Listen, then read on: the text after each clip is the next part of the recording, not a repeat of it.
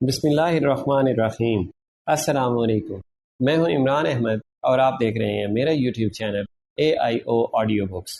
پیش خدمت ہے ایک اور صحابی رضی اللہ تعالی عنہ کا واقعہ جن کا نام ہے حضرت ثمامہ بن اسال رضی اللہ تعالی عنہ۔ تو چلیے شروع کرتے ہیں۔ رسول اللہ صلی اللہ علیہ وآلہ وسلم نے 6 ہجری میں دعوت اسلامی کے دائرے کو وسیع کرنے کا ارادہ فرمایا۔ اس کے لیے آپ نے عرب و عجم کے حکمرانوں کو 8 دعوتی خط لکھے۔ آپ نے جن حکمرانوں کے پاس یہ خطوط ارسال فرمائے تھے ان میں ایک ثمامہ بن اسال حنفی بھی تھا۔ ثمامہ کو اہم حکمرانوں میں شامل کرنا اور اس کے یہاں دعوتی خط روانہ کرنا حیرت انگیز اور قابل تعجب اس لیے نہیں تھا کہ وہ نہایت با اثر اور اہم شخصیت کا مالک تھا۔ وہ دور جاہلیت میں عرب کا ایک حکمران، بنو حنیفہ کا ایک سربر آوردہ رئیس اور علاقہ یمامہ کے ان بادشاہوں میں سے تھا جن کی کوئی بات ٹھکرائی نہیں جاتی تھی۔ جب ثمامہ کے پاس رسول اللہ صلی اللہ علیہ وآلہ وسلم کا پیغام پہنچا تو اس نے اس کے ساتھ نہایت توہین آمیز اور غیر ذمہ دارانہ رویہ اپنا لیا۔ جھوٹے پندار اور جاہلانہ غرور نے اس کو گناہ پر جما دیا اور اس نے دعوت حق سے اپنے کان بند کر لیے۔ پھر شیطان اس پر سوار ہو گیا اور برابر اسے رسول اللہ صلی اللہ علیہ وآلہ وسلم کو قتل کر کے ان کی دعوت کو نیست و نابود کر دینے پر اکساتا رہا۔ وہ رسول اللہ صلی اللہ علیہ وآلہ وسلم پر بے خبری کی حالت میں اچانک حملہ کر کے آپ صلی اللہ علیہ وآلہ وسلم کا کام تمام کر دینا چاہتا تھا، نعوذ باللہ، اور اپنے اس ناپاک منصوبے کی تکمیل کے لیے وہ کسی مناسب موقع کی انتظار میں تھا، اور اگر اس کے چچا نے عین وقت پر اس کو اس منصوبے پر عمل کرنے سے روک نہ دیا ہوتا تو اس کا یہ گھناؤنا جرم پایہ تکمیل کو پہنچ گیا ہوتا، مگر اللہ تعالیٰ نے اپنے نبی صلی اللہ علیہ وآلہ وسلم کو اس کے شر سے محفوظ رکھا۔ ثمامہ اگرچہ رسول اللہ صلی اللہ علیہ وآلہ وسلم کے ارادہ قتل سے باز آ گیا، لیکن وہ آپ صلی اللہ علیہ وآلہ وسلم کے صحابہ کو قتل کرنے کے ارادے سے دستبردار نہیں ہوا۔ وہ برابر ان کی طاق میں لگا رہا۔ آخر کار وہ چند صحابہ پر قابو پانے میں کامیاب ہو گیا اور ان کو نہایت دردناک طریقے سے قتل کر ڈالا۔ اس وجہ سے رسول اللہ صلی اللہ علیہ وآلہ وسلم نے صحابہ میں اس بات کا اعلان فرما دیا کہ وہ جہاں کہیں ملے قتل کر دیا جائے۔ صحابہ کے قتل اور نبی کریم صلی اللہ علیہ وآلہ وسلم کے اس اعلان کے کچھ ہی دنوں بعد ثمامہ نے عمرہ ادا کرنے کا ارادہ کیا اور اس ارادے سے وہ اپنے علاقے یمامہ سے مکہ کی سمت روانہ ہوا۔ وہاں پہنچ کر وہ کعبہ کا طواف اور اس میں رکھے ہوئے بتوں کے لیے قربانی کا ارادہ رکھتا تھا، لیکن اپنے اس سفر کے دوران وہ مدینہ کے قریب ایک راستے سے گزرتے ہوئے اچانک ایک ایسی آفت میں پھنس گیا جس کا اسے وہم و گمان تک نہیں تھا۔ ہوا یہ کہ رسول اللہ صلی اللہ علیہ وآلہ وسلم کے بھیجے ہوئے کچھ مسلمانوں پر مشتمل ایک فوجی دستے نے، جو اس خطرے کے پیش نظر کہ کہیں کوئی شر پسند رات کی تاریکی سے فائدہ اٹھا کر مدینہ کے باشندوں کو نقصان نہ پہنچا دے، پہرا دے رہے تھے، ثمامہ کو دیکھا اور اسے گرفتار کر لیا۔ حالانکہ ان میں سے کوئی بھی اس کو پہچانتا نہ تھا، اور اس کو مدینہ لائے، اسے مسجد کے ایک ستون سے باندھ دیا اور اس بات کا انتظار کرنے لگے کہ رسول اللہ صلی اللہ علیہ وآلہ وسلم بنفس نفیس اس قیدی کے حالات سے واقفیت حاصل کر کے اس کے بارے میں کوئی فیصلہ صادر فرمائیں گے۔ جب رسول اللہ صلی اللہ علیہ وآلہ وسلم گھر سے مسجد کی طرف آئے اور اس میں داخل ہونے کا ارادہ فرمایا تو آپ کی نظر ثمامہ پر پڑی جو ستون سے بندھا ہوا تھا۔ آپ نے صحابہ کرام سے دریافت فرمایا، جانتے ہو تم لوگوں نے کس کو گرفتار کیا ہے؟ نہیں ہے اللہ کے رسول، ہم اس سے واقف نہیں ہیں۔ صحابہ نے عرض کیا، یہ قبیلہ بنی حنیفہ کا سردار ثمامہ بن اسال ہے، اس کے ساتھ حسن سلوک سے پیش آنا۔ آپ نے قیدی کا تعارف کرواتے ہوئے فرمایا، پھر آپ واپس گھر تشریف لے گئے اور گھر والوں سے کہا کہ تمہارے پاس جو بھی کھانا ہو اسے جمع کر کے ثمامہ بن اسال کے پاس بھیج دو۔ پھر آپ نے ہدایت فرمائی کہ میری اونٹنی کا دودھ صبح و شام دو کر اس کو پیش کیا جائے۔ پھر آپ ثمامہ کو اسلام کی طرف مائل کرنے کے خیال سے اس کے پاس تشریف لے گئے اور اس سے پوچھا کہ ثمامہ تمہارا کیا خیال ہے؟ تم ہماری طرف سے کس قسم کے سلوک کی توقع رکھتے ہو؟ میں آپ کے متعلق اچھا گمان اور آپ سے اچھے برتاؤ کی امید رکھتا ہوں، لیکن اگر آپ میرے قتل کا فیصلہ کرتے ہیں تو ایک ایسے شخص کو قتل کرائیں گے جو قتل کا مجرم ہے، اور اگر احسان کر کے مجھے چھوڑ دیں گے تو ایک احسان شناس کو اپنا ممنون کرم پائیں گے، اور اگر آپ کو مال کی خواہش ہے تو وہ بھی فرمائیے، جتنا مال چاہیں گے دیا جائے گا۔ اس نے جواب دیا۔ اس گفتگو کے بعد رسول اللہ صلی اللہ علیہ وآلہ وسلم نے ثمامہ کو اس کے حال پر چھوڑ دیا اور 2 روز تک اس سے کوئی تعارض نہ کیا۔ اس دوران اس کے پاس حسب معمول کھانے پینے کی چیزیں اور اونٹنی کا دودھ برابر پہنچتا رہا۔ 2 دن بعد رسول اللہ صلی اللہ علیہ وآلہ وسلم پھر اس کے پاس تشریف لائے اور وہی سوال کیا، ثمامہ تمہارا کیا خیال ہے؟ تم ہم سے کس قسم کے سلوک کی توقع رکھتے ہو؟ اس نے جواب دیا، میرے پاس کہنے کی وہی باتیں ہیں جو اس سے پہلے میں کہہ چکا ہوں۔ اگر آپ میرے اوپر احسان کرتے ہیں تو ایک ایسے شخص پر احسان کریں گے جو اس کی قدر پہچانتا ہے، اور اگر آپ میرے قتل کا فیصلہ کرتے ہیں تو آپ کا یہ فیصلہ حق بجانب ہوگا، کیونکہ میں آپ کے آدمیوں کو قتل کر کے اس کا مستحق قرار پا چکا ہوں۔ اور اگر آپ کو مال کی خواہش ہے تو بتائیے، جو چاہیں گے آپ کو پیش کیا جائے گا۔ اس موقع پر بھی آپ صلی اللہ علیہ وآلہ وسلم نے اس سے مزید کچھ نہیں کہا، بلکہ اس کو چھوڑ کر چلے گئے۔ البتہ اگلے روز آپ پھر اس کے پاس تشریف لائے اور پھر وہی سوال دہرایا، ثمامہ تم کو ہماری طرف سے کس برتاؤ کی امید ہے؟ اور اس نے بھی حسب سابق وہی جواب دیا، اور اگر آپ میرے اوپر احسان کرتے ہیں تو ایک احسان شناس شخص پر احسان کریں گے، اور اگر مجھے قتل کرا دیتے ہیں تو میں اس کا مستحق ہوں، اور اگر آپ کو مال کی ضرورت ہو تو فرمائیے، آپ کا مطلوبہ مال میں آپ کو پیش کر دوں گا۔ اس سوال و جواب کے بعد رسول اللہ صلی اللہ علیہ وآلہ وسلم نے صحابہ کو مخاطب کرتے ہوئے فرمایا کہ ثمامہ کو رہا کر دو، اور حسب ارشاد اس کی زنجیریں کھول دی گئیں۔ رہائی پا کر ثمامہ مسجد سے نکلا اور مدینہ کے باہر بقیع کے قریب واقع کھجوروں کے ایک باغ میں گیا جس میں کنواں تھا۔ اپنی سواری کو اسی کنویں کے پاس بٹھا کر اس نے پانی سے خوب اچھی طرح غسل کیا اور پاک صاف ہو کر پھر اسی راستے سے چل کر مسجد میں واپس آ گیا۔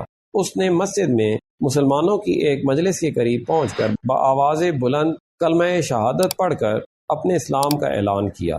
پھر رسول اللہ صلی اللہ علیہ وآلہ وسلم کی طرف متوجہ ہو کر بولا، اے محمد صلی اللہ علیہ وآلہ وسلم، خدا کی قسم روئے زمین پر کوئی چہرہ میرے نزدیک آپ کے چہرے سے زیادہ مبغوض اور قابل نفرت نہ تھا، مگر اب یہ مجھے ہر چہرے سے زیادہ محبوب ہے، اور خدا کی قسم آپ کے دین سے زیادہ قابل نفرت میرے نزدیک کوئی دین نہ تھا، لیکن اب یہ مجھے تمام ادیان سے زیادہ پسندیدہ ہے، اور خدا کی قسم آپ کے شہر سے زیادہ ناپسندیدہ میرے نزدیک کوئی دوسرا شہر نہیں تھا، مگر اب آپ کا یہ شہر مجھے تمام شہروں سے زیادہ پسندیدہ ہے۔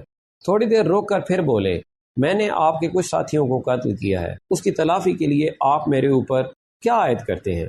رسول اللہ صلی اللہ علیہ وآلہ وسلم نے فرمایا، ثمامہ، اس سلسلے میں تمہارے اوپر نہ قصاص ہے نہ دیت، کیونکہ اسلام نے تمہاری تمام سابقہ زیادتیوں اور غلط کاریوں کو حرف غلط کی طرح مٹا دیا ہے۔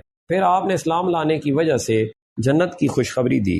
ان کا چہرہ فرط مسرت سے چمک اٹھا، کہنے لگے، خدا کی قسم میں نے آپ کے جتنے صحابہ کو قتل کیا ہے اس سے کئی گنا تعداد میں مشرکین کو قتل کروں گا، اور اپنی ذات کو، اپنی تلوار کو، اور ان لوگوں کو جو میرے ماتحت اور ہم نوا ہیں آپ کی اور آپ کے دین کی نصرت و تائید کے لیے وقف کرتا ہوں۔ قدرے توقف کے بعد پھر کہا، اے اللہ کے رسول، آپ کے سواروں نے مجھے اس وقت گرفتار کیا تھا جب میں عمرہ کی نیت سے نکلا تھا، تو آپ کے خیال میں اب مجھے اس سلسلے میں کیا کرنا چاہیے؟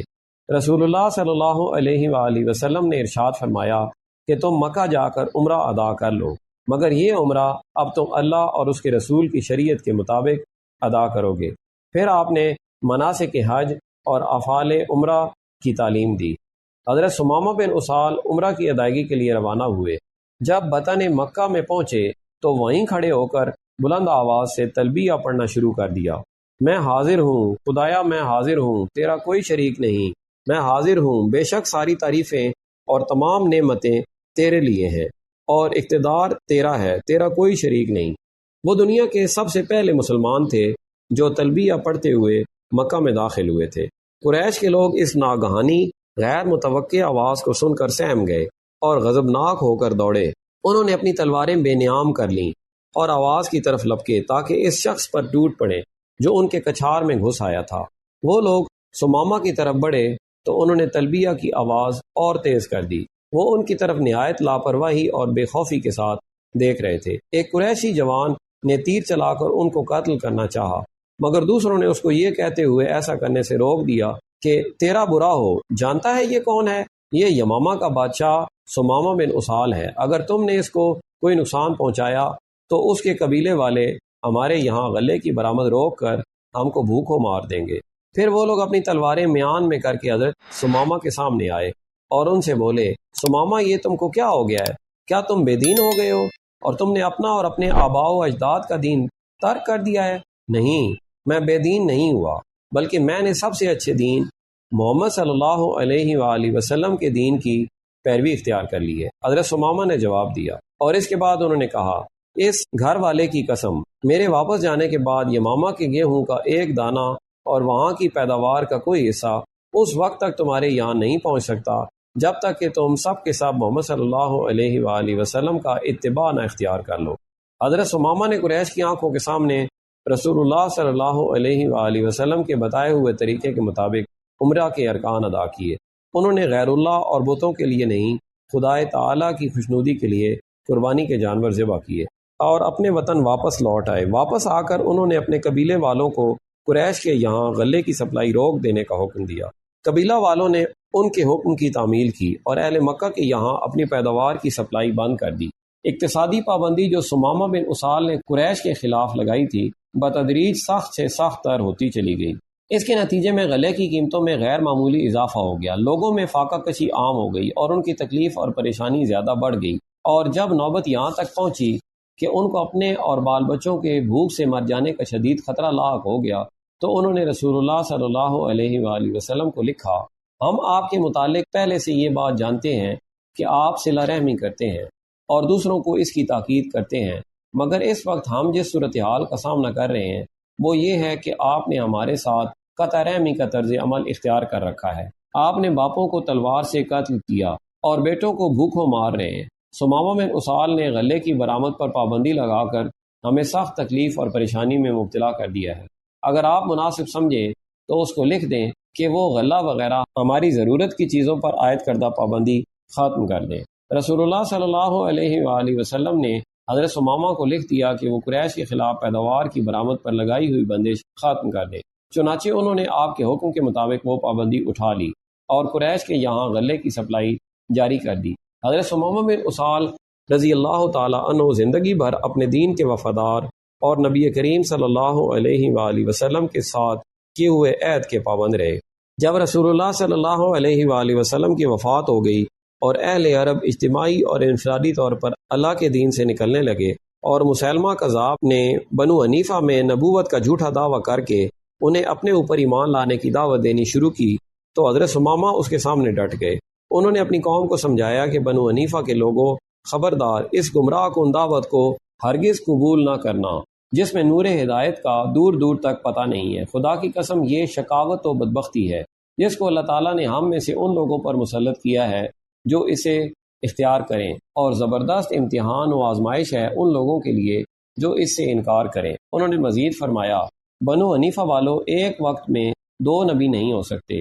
محمد صلی اللہ علیہ وآلہ وسلم اللہ تعالیٰ کے آخری نبی ہیں، ان کے بعد کوئی نبی نہیں ہے، نہ ان کی نبوت میں کسی کو شریک کیا گیا ہے۔ حامیم، اس کتاب کا نزول اللہ کی طرف سے ہے جو زبردست ہے، سب کچھ جاننے والا، گناہ معاف کرنے والا اور توبہ قبول کرنے والا ہے، سخت عذاب دینے والا اور بڑا صاحب فضل ہے، کوئی معبود اس کے سوا نہیں ہے، اسی کی طرف سب کو پلٹنا ہے۔ القرآن۔ پھر فرمایا کہ کہاں اللہ کا یہ عظیم کلام اور کہاں مسلمہ کذاب کا قول، اے مینڈک تم جتنا چاہو ٹر ٹر کرتے رہو، اپنی اس ٹر ٹر سے نہ تم پینے سے روک سکتے ہو نہ پانی کو گدلا کر سکتے ہو۔ پھر وہ اپنے قبیلے کے ان لوگوں کو لے کر الگ ہو گئے جو اسلام پر ثابت قدم رہ گئے تھے اور راہ خدا میں جہاد اور اس کے دین کو زمین پر غالب کرنے کے لیے مرتدین کے ساتھ جنگ و قتال میں مشغول ہو گئے۔ اللہ تعالی حضرت سمامہ بن اسال رضی اللہ تعالی عنہ کو اسلام اور مسلمانوں کی طرف سے بہترین جزا دے اور اس جنت سے نوازے جس کا وعدہ متقیوں سے کیا گیا ہے۔ اب تک کے لیے اتنا ہی، ملتے ہیں اگلی ویڈیو میں، اپنا خیال رکھیں اور ہمارے اس چینل کا بھی۔ اللہ حافظ۔